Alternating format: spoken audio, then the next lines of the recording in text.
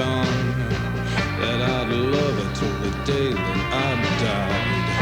And I kissed away 1,000 tears, my lady of the various sorrows. Some begged, some borrowed, some stolen, some kept safe tomorrow. On an endless night, silver star spangled, the bells from the chapel went jingle, jangle. You love me? Do you love me? You love me? Do you love me? You love me? Do you love me like I love you? Basically, the situation was the Bad Seeds did some gigs there, or three gigs there, one in Rio and a couple in São Paulo, and I just sort of fell in love with with the city São Paulo, which is this huge, sprawling city, and just didn't go back home really, just stayed there. And it's just, I mean, the people there are great. I can kind of get lost in this city. It's very difficult for people to locate me, and yeah, just, you know, it's just a great place.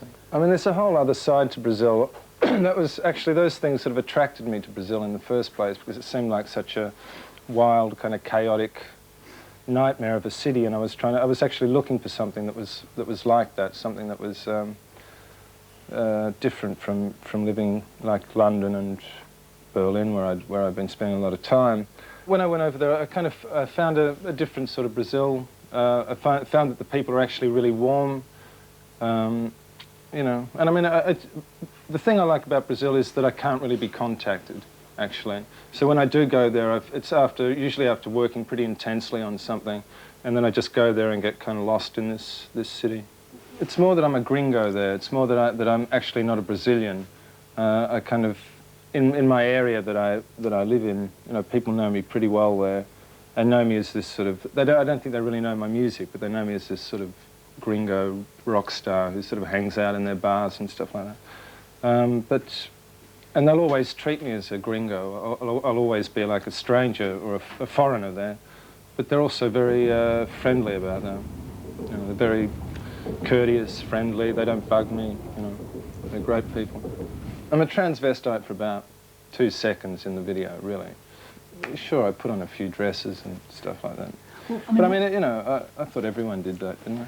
But there's a photograph of me on the front of Vox magazine, I think, wearing a bra, which I also put on some confused moment, but, you know, I really don't spend a lot of time dressing up in women's clothing. You know, honest gov. Honest gov. I left Australia, I don't know how many years ago now, 16, 15 years ago. And I've just been travelling ever since, and it's just become a way of life for me. I find it very easy just to leave places, get up and leave places. I never feel really involved in the places that I live in a way. I think now, having seen a lot of the world, Australia is an incredible place, and a place I really miss a lot. But at the time when I was a kid, you know, when I was 18 or 19, I wanted to get out of Australia. I wanted to see what the rest of the world was like.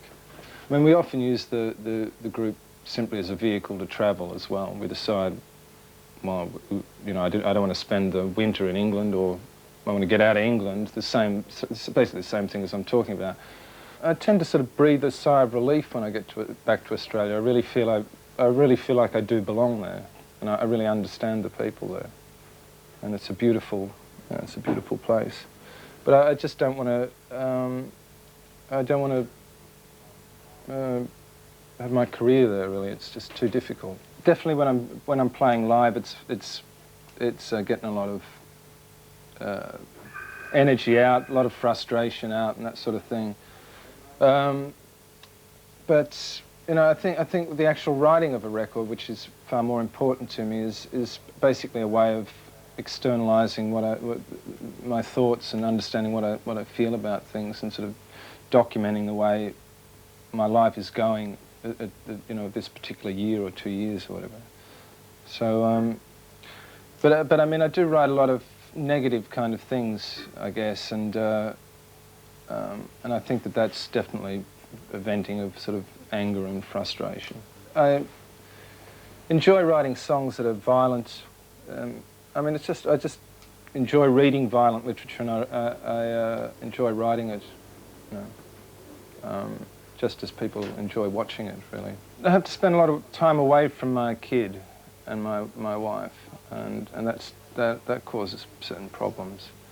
You know, but I'm much better. I have much more practice, really, of being a kind of rock star and everything that's involved with that, really.